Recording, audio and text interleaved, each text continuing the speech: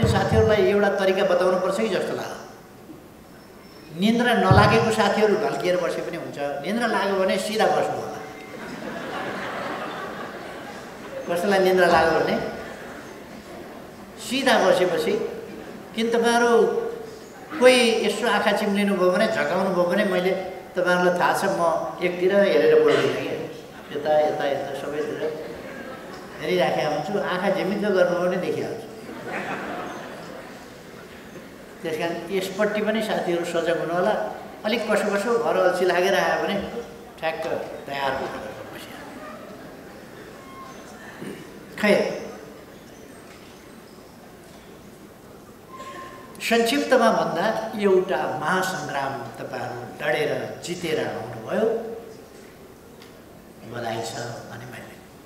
यस्तो महासङ्ग्राम जो लोकतान्त्रिक अभ्यास मात्रै थिएन, लोकतान्त्रिक अभ्यासको क्रममा देखा परेका चरम अलोकतान्त्रिक तानाशाही भ्रष्ट नैतिकताका सीमाहरू पार गरेको त्यस्ता खालका क्रियाकलाप थिए।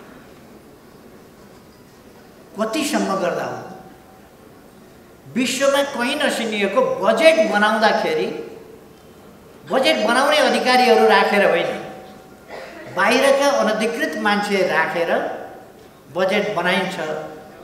दुनियाँमा कोही कल्पना गरिँदैन। बजेट अर्थमन्त्री, अर्थ सचिव, राजस्व सचिव आदिले तयार गर्छ। अब त्यस ठाउँमा त्यस्ता मान्छेहरू बाहेक अरू नै प्रकारका मान्छेहरू, अनधिकृत मान्छे ल्याएर करका दर सेटिङमा तोकिन्छ, व्यापारीसँग सेटिङ मिलाएर करका दर तोकिन्छ, कमिसन खाएर करका दर तोकिन्छ। त्यस्तो त कुनै राज्य कुनै प्रणालीमा पनि कल्पना गर्न सकिँदैन। यो त पञ्चायत कालमा पनि हुँदैन थियो, यो कहिले पनि हुँदैन। जहाँ बजेट पेश गरिन्छ र एउटा चलन हुन्छ, बजेट प्रस्तुत गर्नभन्दा अगाडि प्रधानमन्त्रीले क्याबिनेटको बैठक राख्छ, त्यहाँ ब्रिफिङ गरिन्छ। बजेट करका दरहरू होइन, त्यो ब्रिफिङ गरिन्छ र करका दरहरू मोटामोटी इन्डिकेसन मात्रै गरिन्छ र त्यसलाई पास भएको मानिन्छ। र एकजना मन्त्री पनि त्यहाँ गोपनीयता खुल्ला भनेर त्यहाँ क्याबिनेट बैठकबाट संसदमा जाँदा सम्पूर्ण मन्त्रीहरू, प्रधानमन्त्री अघि हुन्छ, त्यसपछि त्यही ब्रिफकेसलाई बाँधेको हुन्छ रातले कि यो गोप्य छ, यो कतै खुलेको छैन, यो अब सोझै गएर कतै जाँदैन, यो पार्लियामेन्टमा सम्मानित सदनमा मात्रै यो खोलिन्छ है भनेर त्यसरी त्यसलाई रिबनले बाँधेर गोप्य ढङ्गले गोप्य बनाएर अनि लगेर बजेट अर्थमन्त्रीले प्रस्तुत गर्नुहुन्छ भनेपछि रोस्टममा गएर मात्रै खोलिन्छ। रोस्टममा गएर रिबन काटेर बल्ल सुटकेस खोलिन्छ र बजेट प्रस्तुत गरिन्छ। तर यहाँ त बनाउँदै गर्दा नै व्यापारीका प्रतिनिधि राखेर बजेट बनाइन्छ। बनाउन भन्दा अघि कमिसन खाएर बजेट बनाइन्छ भने के हालत भयो देशको। यस्तो अवस्थामा तपाईहरुले चुनावको सामना गर्नु।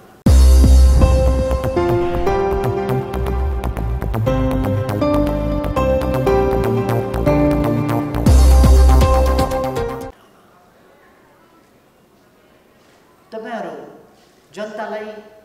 जनताले प्राप्त गर्नुपर्ने सेवा सुविधाहरू उपलब्ध गराउन दृष्टान्तको रूपमा हुन सक्नुहोस् र तपाईहरु जनताको सेवामा सदा तत्पर त्यस स्थितिमा रहन सक्नुहोस्। म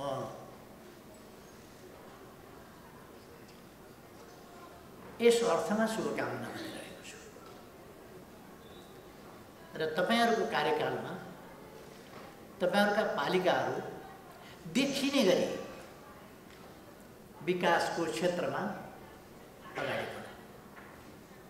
कहाँ विकास हो भन्ने स्थितिमा होइन, यस क्षेत्रमा यहाँ विकास भयो, यहाँनिर यसमा विकास भयो, शिक्षामा यहाँ विकास भयो, स्वास्थ्यमा यहाँ विकास भयो, भौतिक पूर्वाधारको विकासमा यहाँ विकास भयो, सामाजिक पूर्वाधारको विकासमा यहाँ विकास भयो, अथवा खानेपानीका क्षेत्रमा यहाँनिर विकास भयो, सञ्चारका क्षेत्रमा यहाँनिर विकास भयो, सरसफाइको क्षेत्रमा यहाँनिर विकास भयो, वातावरणीय दृष्टिले यहाँनिर विकास भयो। यस्ता अनेक पक्षमा विकासका तपाईँहरूले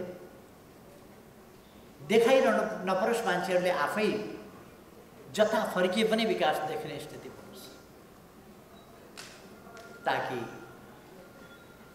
तपाईँहरू 5 वर्षमा अत्यन्तै सक्षम अनुभवी जनप्रतिनिधिको रूपमा स्थापित हुन सक्नुहोस्। अहिले मैले प्रशिक्षणमूलक या दिशानिर्देशमूलक पनि धेरै कुरा गर्दिनँ, किनभने विषयगत रूपमा तत्सम्बन्धमा दिशानिर्देश गर्ने, प्रशिक्षण गर्ने विषय नै लिएर साथीहरू उपस्थित हुनुभएको छ यहाँ। त्यसर्थ आज म संक्षिप्त मात्रै केही कुराहरू राख्न चाहन्छु। मैले सुरुमा भने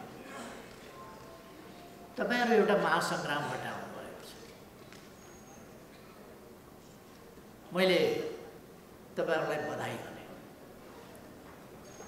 नेपालमा कम्युनिस्ट आन्दोलन सिद्ध्याउन, वामपन्थी आन्दोलन सिद्ध्याउन, देशभक्तिपूर्ण आन्दोलन सिद्ध्याउन, विकास उन्मुख अभियानलाई रोक्न, स्वच्छता हाम्रा प्रयास र अभियानहरूलाई रोक्न ठूलो षड्यन्त्र भएको थियो। गएका 1.5-2 वर्ष हामी चरम ढङ्गले ती जनविरोधी, देश विरोधी, अग्रगमन विरोधी, विकास विरोधी, स्थिरता र स्थायित्व विरोधी त्यस्ता प्रयासहरूका विरुद्ध जुझ्ने र स्थिरता र स्थायित्वको पक्षको र प्रतिनिधित्व गर्ने विकासको अभियन्ता, सामाजिक जागरण, परिवर्तन र रूपान्तरणको अभियन्ता अग्रज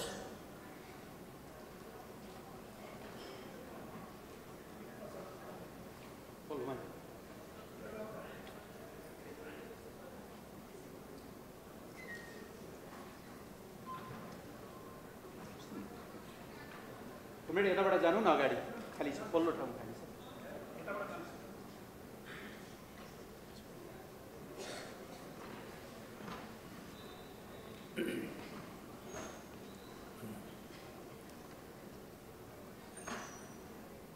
त्यस्तो अभियन्ता पार्टीलाई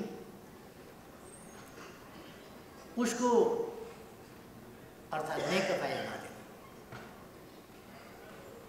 देशभक्तिको अभियान, राष्ट्रिय हितहरूका निम्तिको सङ्घर्षको अभियान, विकासको अभियान, सुशासनको अभियान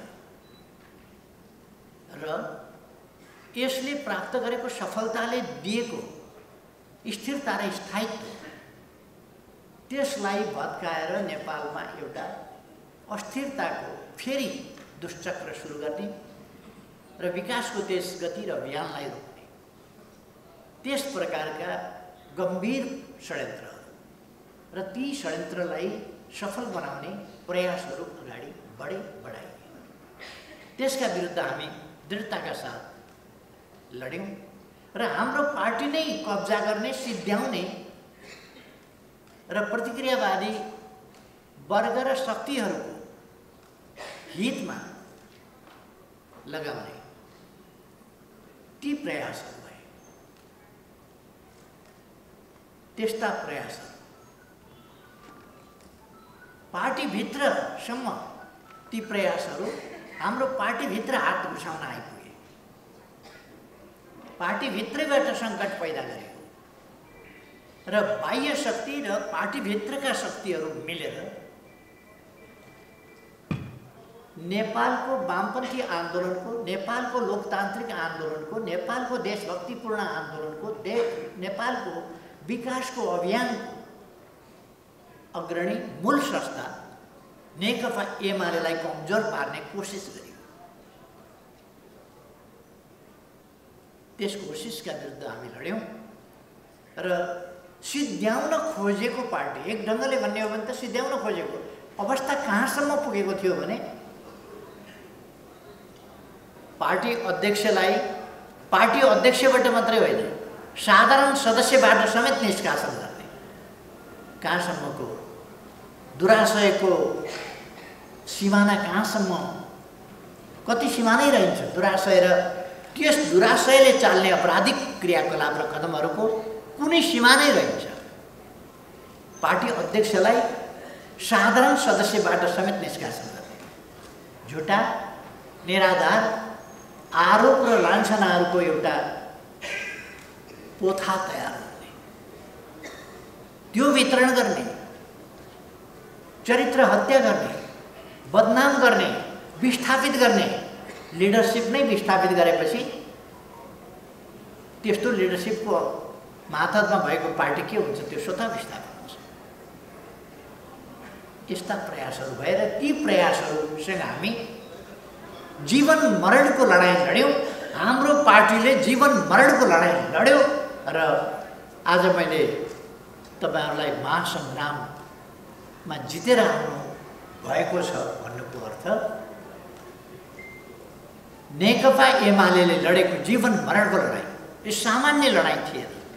जीवन मरणको लडाइँबाट हामी पहिलो कुरो हाम्रो अस्तित्व मेटाउन खोजेको थियो, तर अस्तित्व मेटाउन खोजेका ठाउँमा हामी आज पनि देशको प्रमुख राजनीतिक पार्टी हौं, प्रमुख राजनीतिक शक्ति हौं। एमाले बाहेक अरूसँग त राष्ट्र निर्माणको सम्बन्धमा कुनै भिजन नै छैन, अरूको सम्बन्धमा विकासको सम्बन्धमा कुनै भिजनै छैन, सामाजिक परिवर्तन रूपान्तरण त्यसका निम्तिको जागरणको कुनै भिजन छैन, योजना छैन, नीति छैन। त्यस स्थितिमा नेकपा एमाले यस सङ्घर्षबाट अगाडि बढ्यो र यस सन्दर्भमा एउटा शक्ति परीक्षणको समय आयो। सिद्ध्याइन्छ भनेको एमाले एक्लै एकातिर र अरू सबै शक्ति अर्कातिर भएर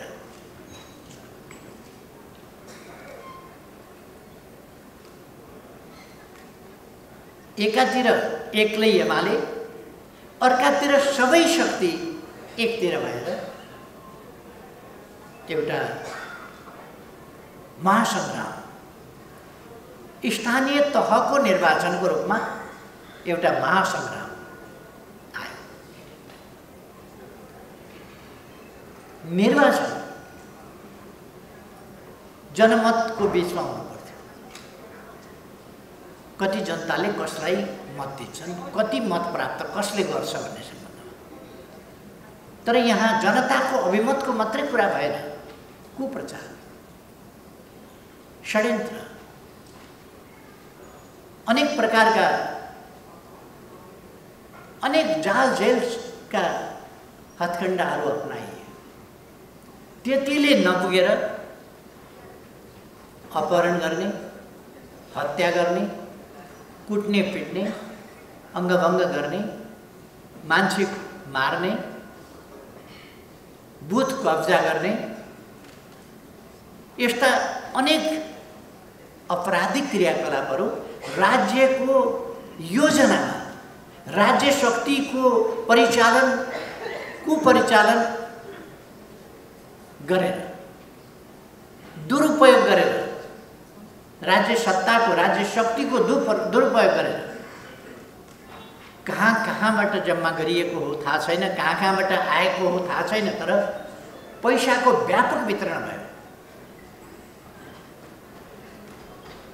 यसरी पैसाको दुरुपयोग गरेर अथवा हामीले लडेको चुनाव मात्रै लडेनौँ, हामीले एउटा अधिनायकवादको विरुद्ध लड्नु पर्यो, एउटा लोकतन्त्रको नाम जप्ने तर अलोकतान्त्रिक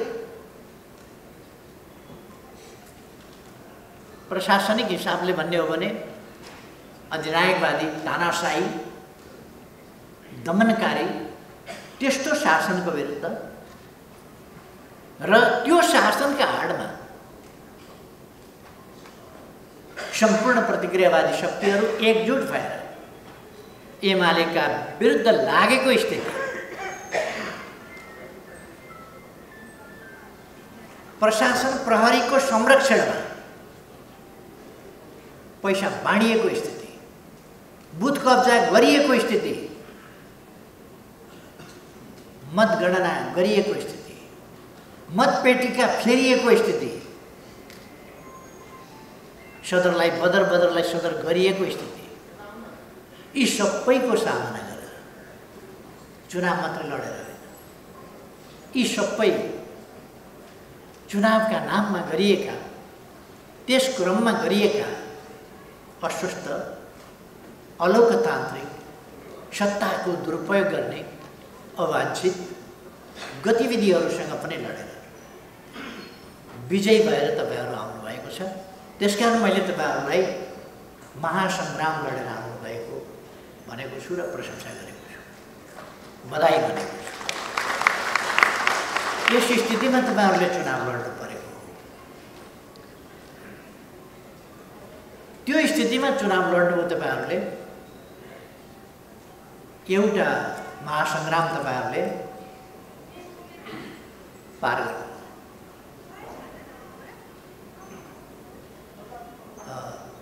मैले साथीहरुलाई एउटा तरिका बताउनु पर्छ कि जस्तो लाग्यो।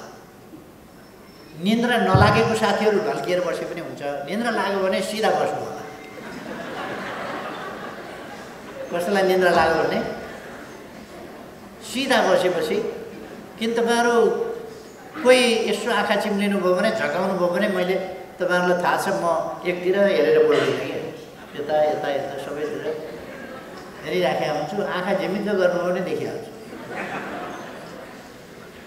त्यसकारण यसपट्टि पनि साथीहरु सजग हुनु होला। अलिक कसो कसो घर अल्छी लागेर आयो भने ठ्याक्क तयार भएर बस्या। खैर,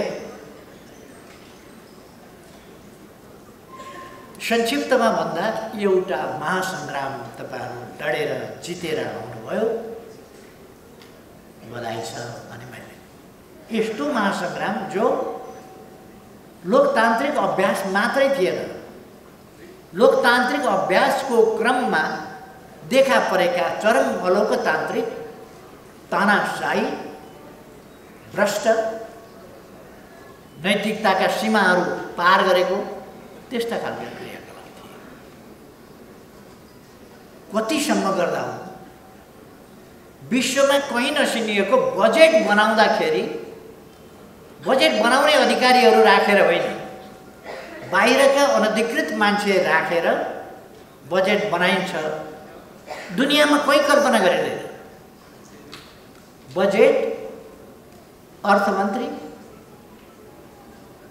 अर्थ सचिव, राजस्व सचिव आदिले तयार गर्छ।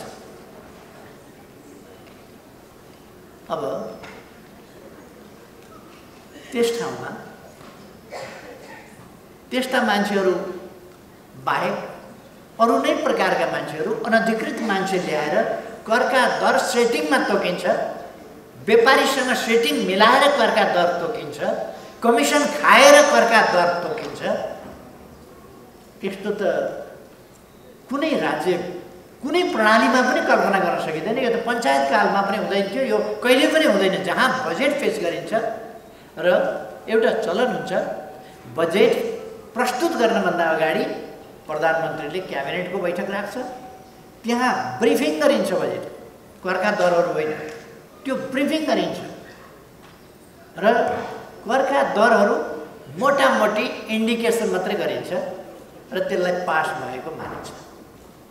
र एकजना मन्त्री पनि त्यहाँ गोपनीयता खुल्ला भनेर त्यहाँ क्याबिनेट बैठकबाट संसदमा जाँदा सम्पूर्ण मन्त्रीहरू प्रधानमन्त्री अघि हुन्छ, त्यसपछि त्यही ब्रिफकेसलाई बाँधेको हुन्छ रातले कि यो गोप्य छ, यो कतै खुलेको छैन, यो अब सोझै गएर कतै जाँदैन, यो पार्लियामेन्टमा सम्मानित सदनमा मात्रै यो खोलिन्छ है भनेर त्यसरी त्यसलाई रिबनले बाँधेर गोप्य ढङ्गले गोप्य बनाएर अनि लगेर बजेट अर्थमन्त्रीले प्रस्तुत गर्नुहुन्छ भनेपछि रोस्टममा गएर मात्रै खोलिन्छ,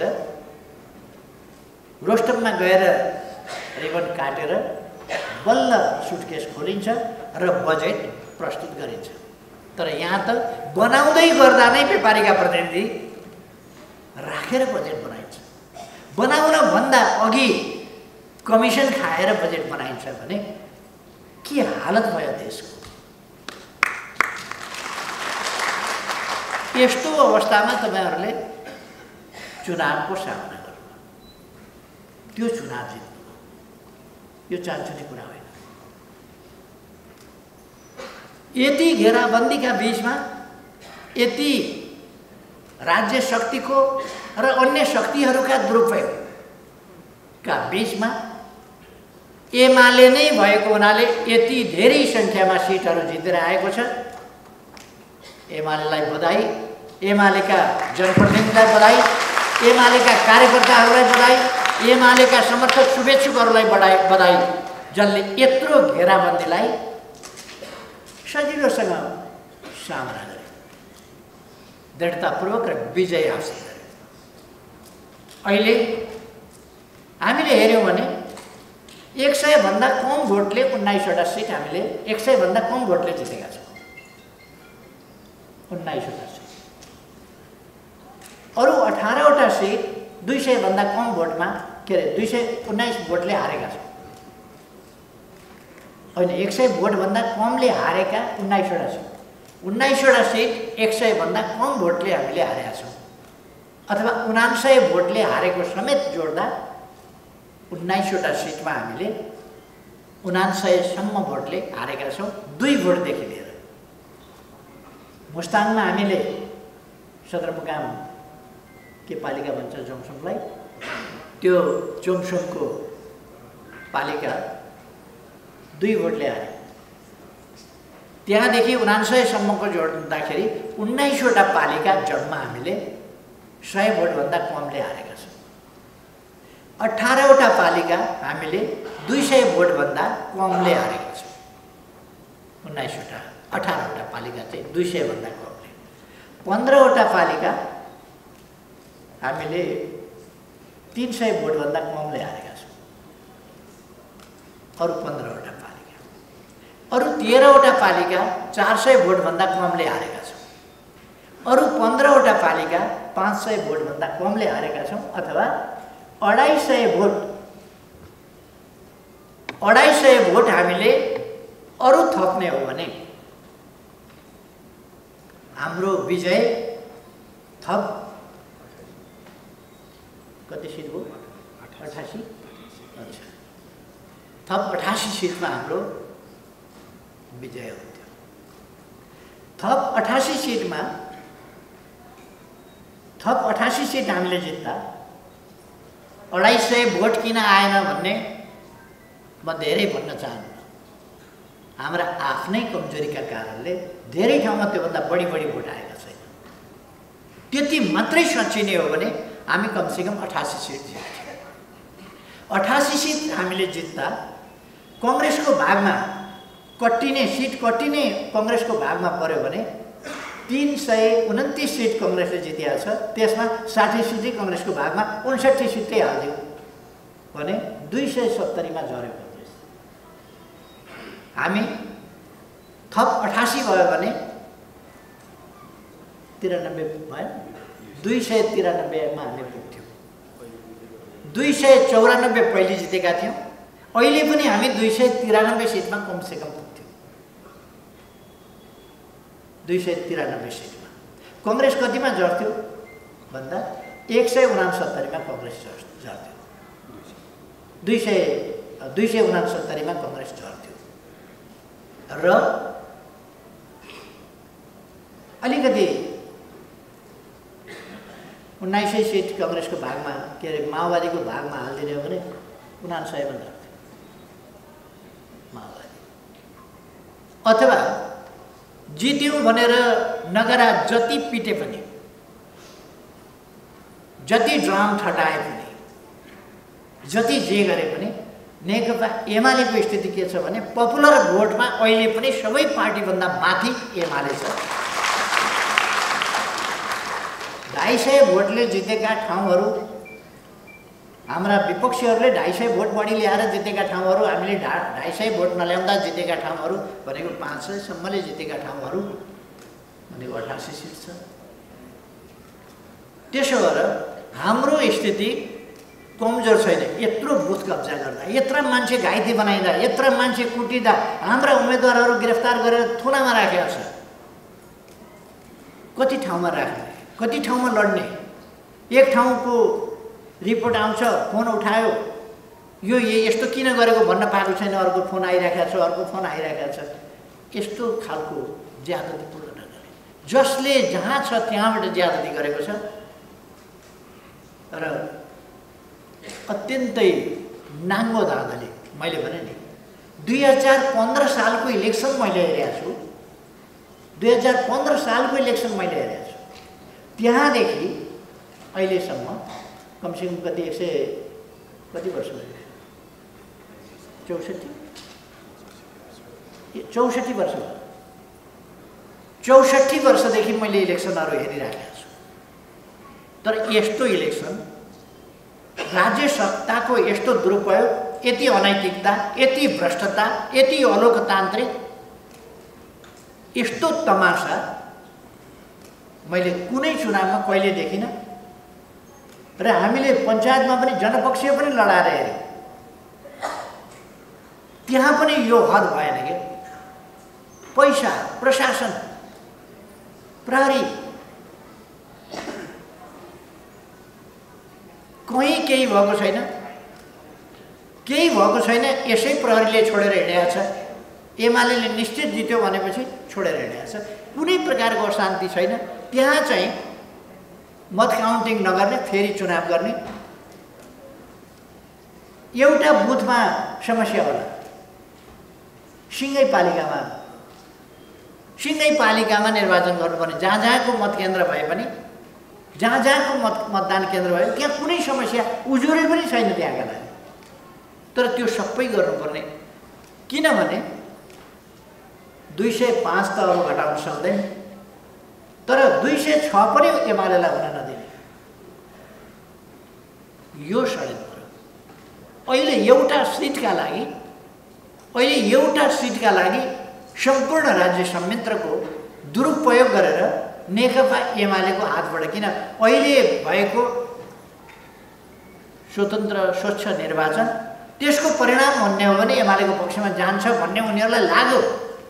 त्यसै कारण उनीहरू यो सबै गरिरहेका छन्। एमालेको पक्षमा जान्छ भन्ने लागेपछि एमालेको पक्षमा कुनै हालतमा जान नदिन, अथवा त्यहाँ मान्छे मारेर अपहरण गरेर जे गरेर भए पनि जित्ने, पैसा प्रशासन सबैको दुरुपयोग गरेर भए पनि जित्ने साथीहरूको योजना छ। साथीहरूको भन्नाले अहिलेको गठबन्धनलाई पनि मैले एउटा सभ्य भाषामा साथीहरू भने, धाँधली बाजा, लोकतन्त्र विरोधी तत्त्वहरू लिएर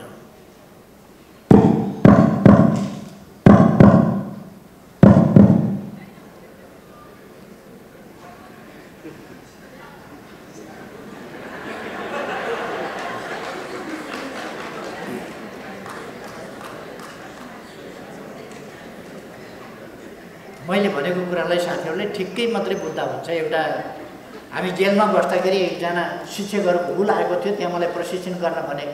प्रशिक्षण गर्दै गएपछि एकजना साथी निधाए, अनि होइन सर निधाउनु गई क्या हो भने, होइन म एकदम महत्त्वपूर्ण कुरा भनिराख्नु भएको कमरेडले, त्यसकारण एकदम सार खैँचिराखेको छ।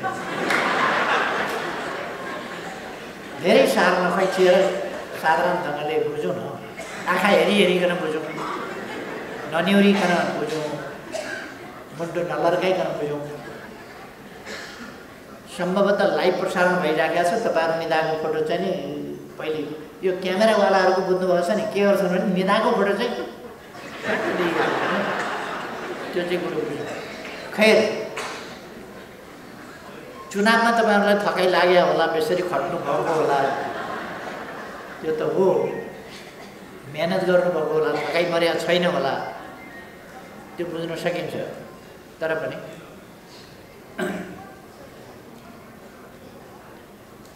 अब हामी निराश हुनुपर्ने स्थिति छैन।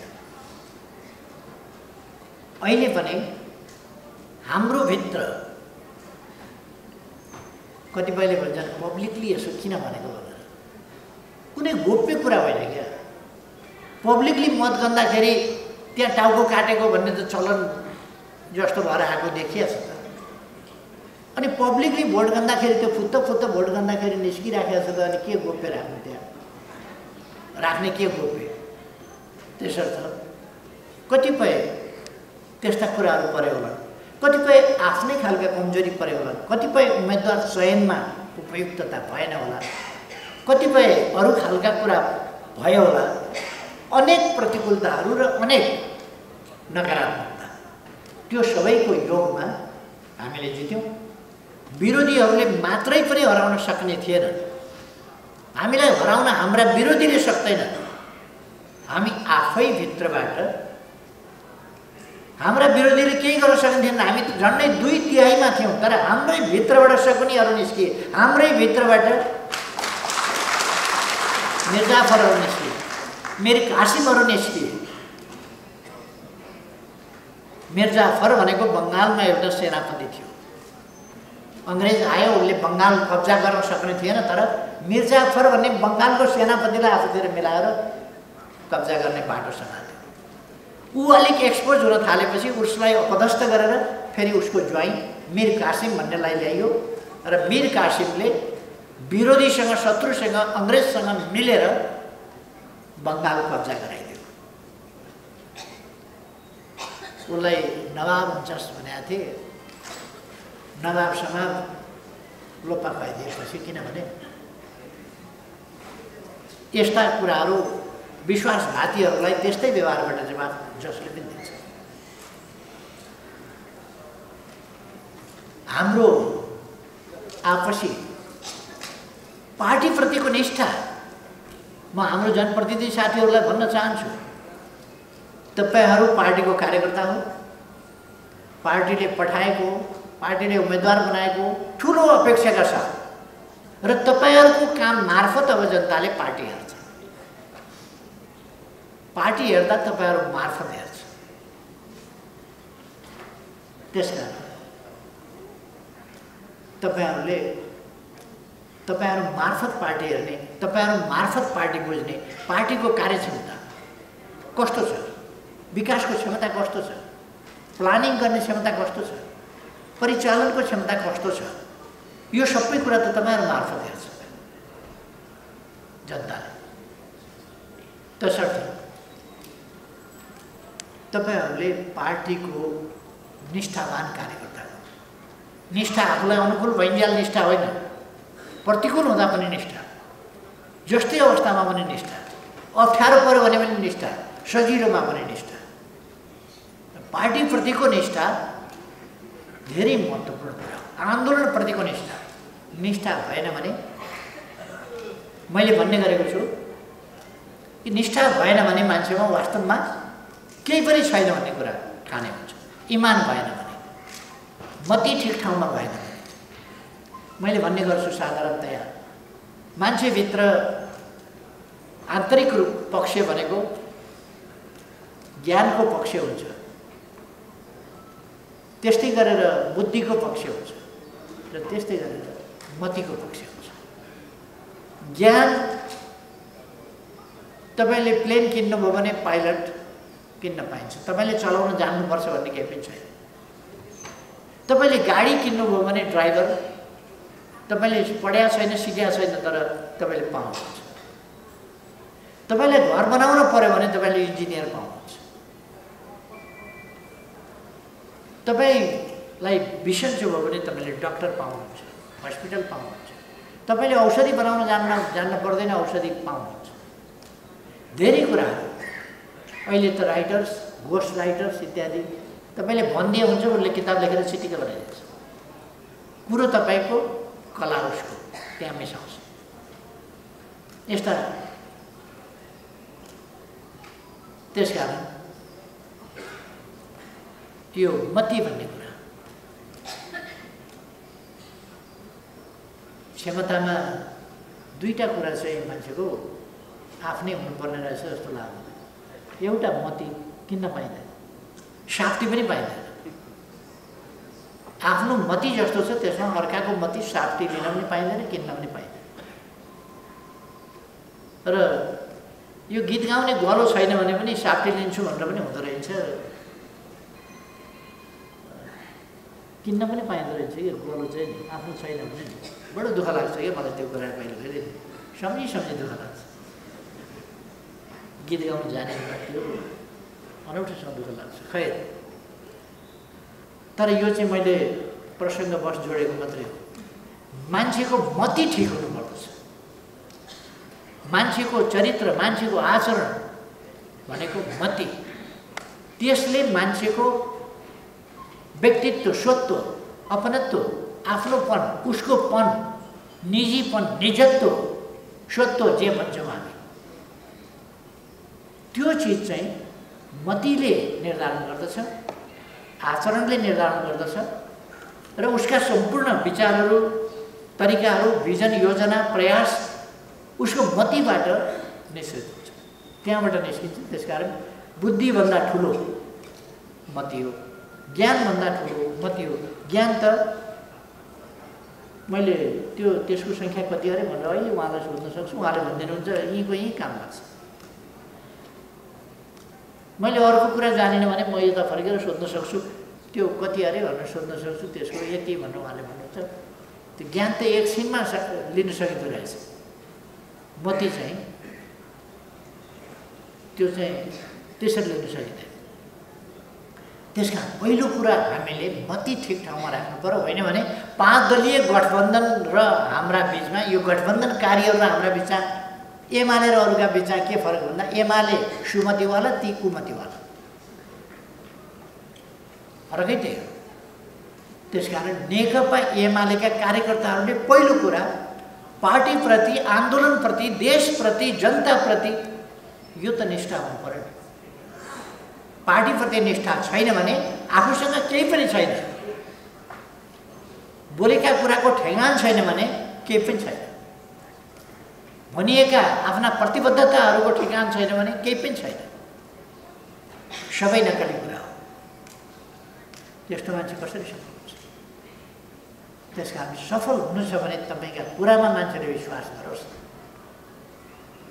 तपाईँले भनेका कुरामा विश्वास गरोस्। कसरी विश्वास गर्छ भन्दा तपाईँको मति ठिक छ भने, तपाईँ भ्रष्ट हुनुहुन्न भने, तपाईँ ढाँट हुनुहुन्न भने, तपाईँ छली कुरा गर्नुहुन्न भने, तपाईँ अनेक प्रकारका षड्यन्त्र गरेर मान्छेलाई दुःख दिने, फसाउने गर्नुहुन्न भने अनि मान्छेको विश्वास गर्छ।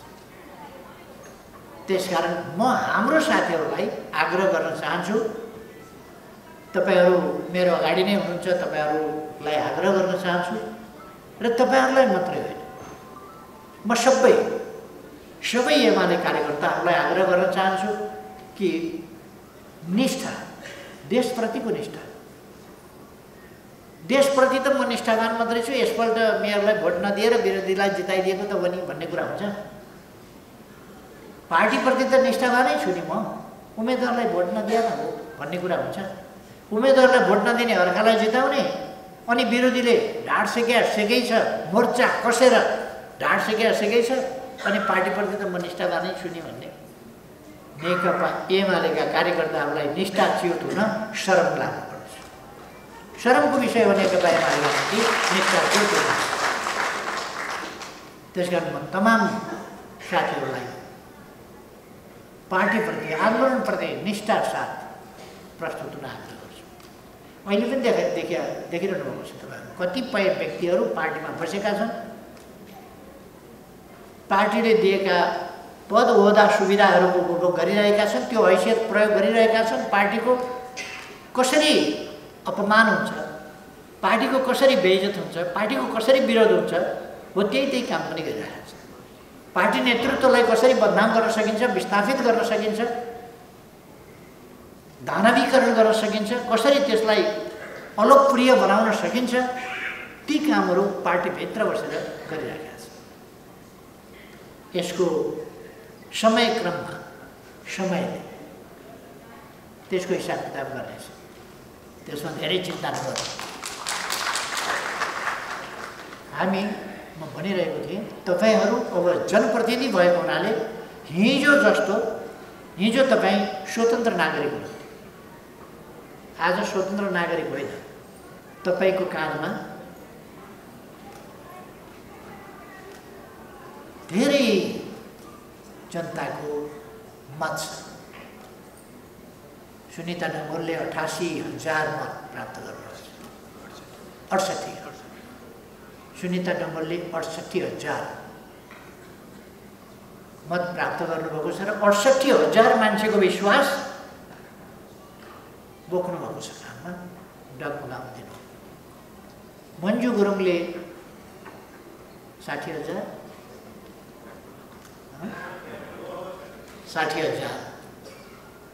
मत बोक्नु भएको छ।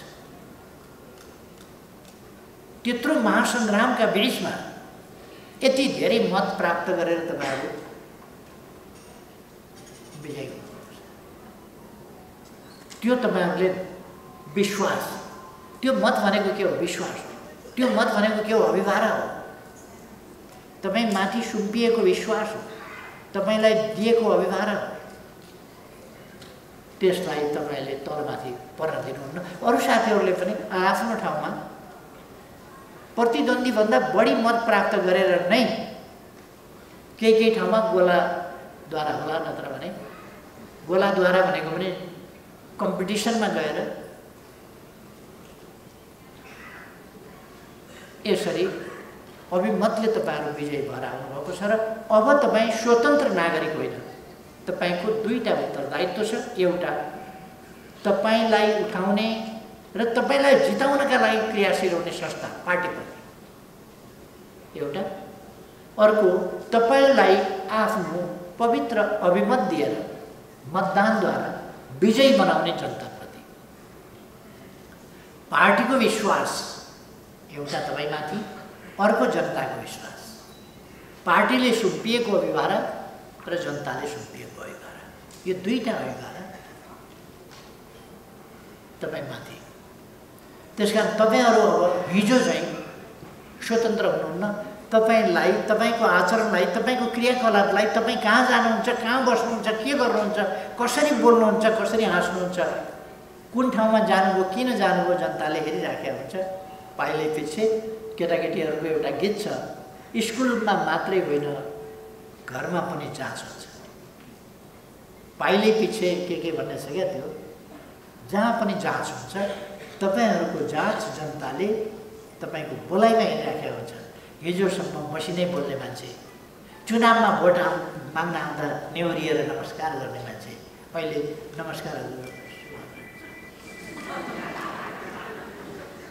एउटा जाँच फेल, उसले 0 नम्बर ती दिन्छ। यसो बोल्यो, जनता बोल्छ, जनप्रतिनिधि झर्केर के बोल, किन के फेल, एउटा चाहिँ ती।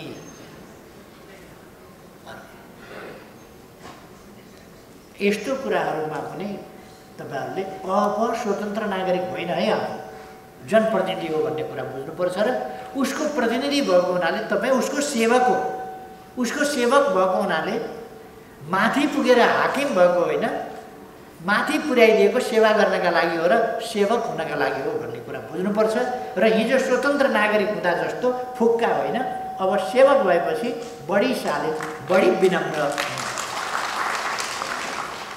हिजो तपाईले कसैलाई भेट्दा वास्ता नगरे पनि हुन्थ्यो, आज सन्चै हुनुहुन्छ, के छ कसो छ, घर परिवारमा कस्तो छ, रुचि राख्नुपर्छ।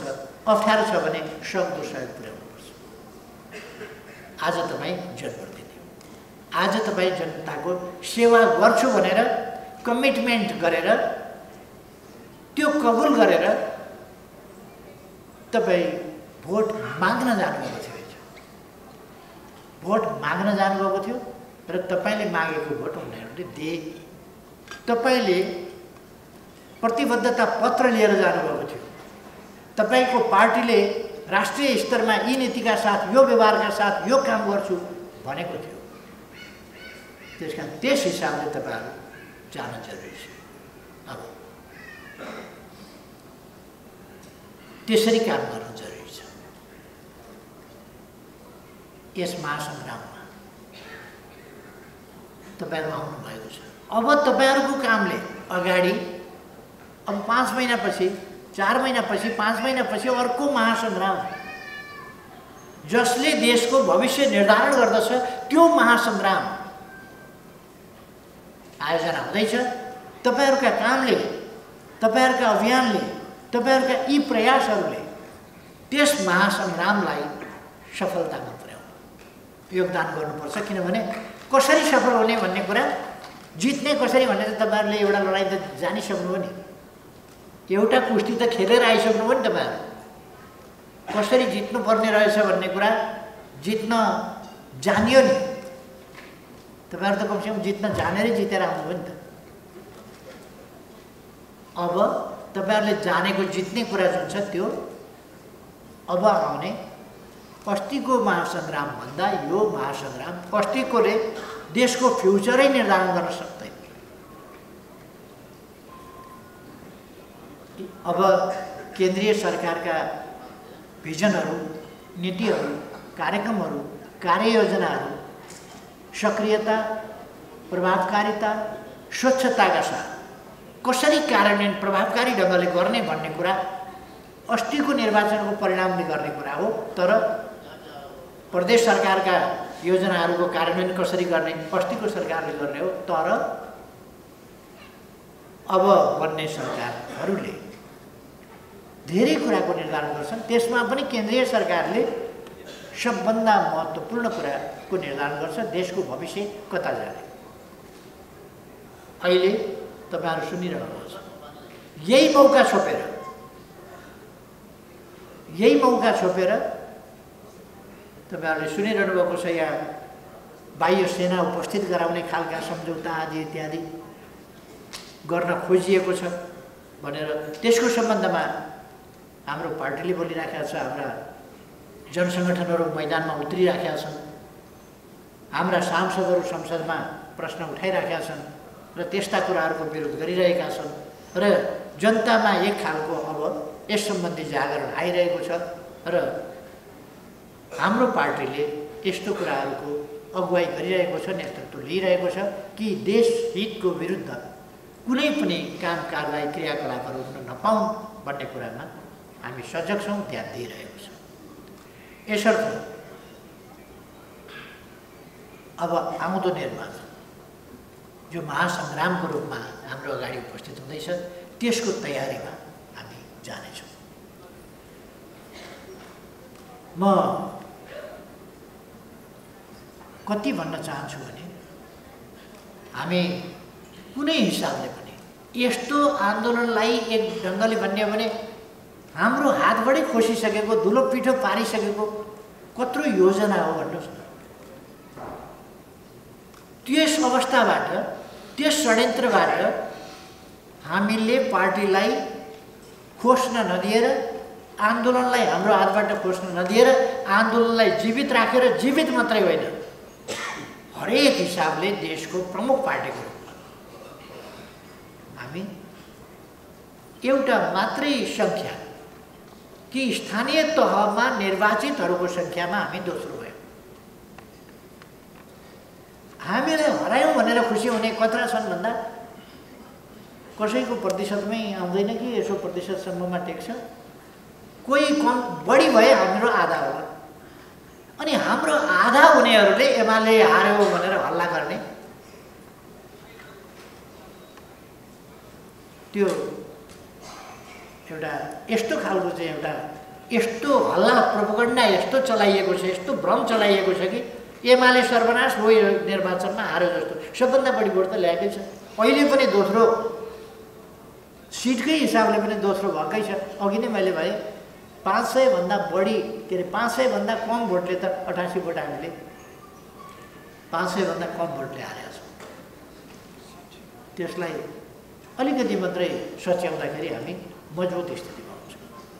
तसर्थ अब तपाईँहरूका काममा पार्टीका नीतिहरू समृद्ध नेपाल सुखी नेपाली बनाउने कुराको कार्यान्वयन गर्ने आधारभूत निकायहरू, आधारभूत तह, आधारभूत संस्था र संरचनाहरू, आधारभूत गतिविधि हुने ठाउँ नै स्थानीय तहहरू यहीँबाट हुन्छ। यहीँ खटेका कार्यकर्ताहरूले सबभन्दा आधारभूत तहमा जनताको सेवा गर्ने, जनताका हक अधिकार अवसरहरू उपलब्ध गराउने कामदेखि लिएर उनीहरूको मन जित्नेसम्मका काम र राष्ट्रिय रूपमा पार्टीले के गर्यो, प्रादेशिक रूपमा पार्टीले के गर्यो र स्थानीय तहमा पार्टीले के गर्यो, ती कुराहरू लिएर जाने, हिजो भएका काम पनि लिएर जाने। अब यहाँ त कस्तो देखियो भने प्रचारमा हामी धेरै पछाडि पर्यौँ। प्रचारमा यसरी पछाडि पर्यो, यत्रो काम हामीले गरेको छ, सिटको नबाच्नेहरूले हामीभन्दा बढी सिट ल्याएको छ। जनता के भयो भने थाहा पाएन। किन थाहा पाएन भन्दा हामीले पुर्याएनौँ। काम गरेकै छ, भयो भने देखेकै छन् भन्ने ठान्यौँ हामीले। जनतालाई देख्नेतिर होइन, त्यता होइन, यता भनेर अर्कोतिर मान्छेहरूले गुमराह गरे, गलत बाटोतिर डोर्या। त्यस कारण यस्ता कुराबाट जोगिएर हामी अब जानुपर्दछ। अरू कुराहरू मैले भोलि पार्टीको राजनीतिक दिशा कसरी अगाडि बढ्ने आदि सम्बन्धमा फेरि साथीहरूलाई तपाईँहरू घर फर्किनुभन्दा अगाडि केही ठाउँमा अलिक भन्ने छु। आज मैले खालि यो उद्घाटन मन्तव्यको हिसाबले मात्रै तपाईँहरूलाई केही भनेको र अवश्य नै तपाईँहरूलाई मैले भनेका कुराहरूले एउटा पोलिटिकल ओरिएन्टेसन, अवस्था परिस्थितिको आकलन, हाम्रो अठोटको आकलन, यो सब कुरा भयो भन्ने पनि मैले ठानेको छु, भएको छ भन्ने पनि मैले ठानेको छु। र म साथीहरूलाई फेरि पनि बधाई शुभकामना भन्न चाहन्छु। र यो कार्यक्रमको आयोजना यसरी गर्नुभएकोमा यो बहुतै सामयिक कार्यक्रम छ। साथीहरूले प्रशिक्षणमा भनिएका कुराहरूलाई नोट गरेर लिएर जानुहोला, ताकि सुनेका मात्रै कुरा कहिले ध्यान कता गएको हुनसक्छ, नोट गरेन भने झन् ध्यान डाइभर्ट हुनसक्छ। त्यसकारण नोट गरिकन प्रशिक्षणका कुराहरू भोलि तपाईँहरूलाई व्यवहारमा काम लाग्न सक्छ भन्ने कुरा थाहा पाउनु जरुरी छ। तपाईँहरू एउटै अवस्थाका हुनुहुन्न, विभिन्न ढङ्गले तपाईँहरूले काम गर्नुपर्छ। पछि प्रशिक्षणमा साथीहरूले बताउनुहुन्छ तपाईँहरूलाई आफ्नो नेतृत्व, आफ्नो बहुमत भएको ठाउँहरू एक खालको छ। त्यहाँ काम गर्ने एउटा परिस्थिति हुन्छ, त्यहाँ काम गर्ने एउटा तरिका हुन्छ। आफ्नो नेतृत्व तर आफू अल्पमतमा, त्यहाँको परिस्थिति अर्को हुन्छ र त्यहाँ काम गर्ने तरिका अर्को हुन्छ। आफ्नो नेतृत्व छैन तर आफू बहुमतमा छ, काम गर्ने अर्को तरिका हुन्छ, अर्को शैली हुन्छ, अर्को ढङ्गले त्यहाँ काम गर्नुपर्ने हुन्छ। र नेतृत्व पनि छैन, बहुमत पनि छैन, त्यस्ता ठाउँमा काम गर्ने अर्को तरिका हुन्छ। यो चार स्थिति, त्यो चारवटै स्थितिमा हामीले प्रभावकारी काम गर्नु त पर्छ नै। नेकपा एमाले हो जस्तो सुकै स्थितिमा भने हामी काम त गर्न गएका छौँ, काम गर्छौँ, हाम्रो प्रभावकारिता देखिने गरी काम गर्छौँ। त्यसकारण हाम्रो नेतृत्व र हाम्रो बहुमत भएको ठाउँ, हाम्रो नेतृत्व भएको बहुमत नभएको ठाउँ, हाम्रो नेतृत्व नभएको बहुमत भएको ठाउँ, नेतृत्व पनि नभएको र बहुमत पनि नभएको ठाउँ। कहीँ हामी उपाध्यक्ष मात्रै छौँ, कहीँ त वडाध्यक्ष मात्रै छौँ। जे भए पनि बहुमत भएको ठाउँमा फेरि काम गर्न सजिलो हुन्छ, नभएका ठाउँमा हामीले फरक तरिकाले यो चारवटा स्थितिमा हामीले चार ढङ्गले काम गर्नुपर्छ। त्यो कुरा प्रशिक्षक कमरेडहरूले कस्तो परिस्थितिमा कसरी काम गर्ने ती कुराहरू बताउनु हुनेछ भन्ने मैले अपेक्षा गरेको छु। र म फेरि एकपल्ट सबै साथीहरूलाई बधाई भन्न चाहन्छु, फेरि शुभकामना भन्न चाहन्छु। र यो आज र भोलिका लागि गरिएको प्रशिक्षण तपाईँहरूका लागि उपयोगी हुनेछ। आगामी दिनमा मार्गदर्शन गर्न, यो बजेट तपाईँहरूको तयार गर्न, त्यो बजेट प्रस्तुत गर्ने कुरामा आफ्नो भूमिकालाई प्रभावकारी बनाउन, बजेट उपयुक्त ढङ्गले तयार गर्न, विनियोजन गर्न, त्यसका स्रोतहरू र त्यसको खर्च सम्बन्धी पक्ष सबै पक्षमा प्रभावकारी बनाउन र अरू सबै कामहरूका लागि पनि तपाईँहरूले यस प्रशिक्षणबाट लाभ लिनुहुनेछ भन्ने मैले विश्वास दिएको छु। यही विश्वासका साथ तपाईँहरूको स्वास्थ्य राम्रो होस्, धेरै धेरै शुभकामना गर्छु, प्रार्थना गर्छु।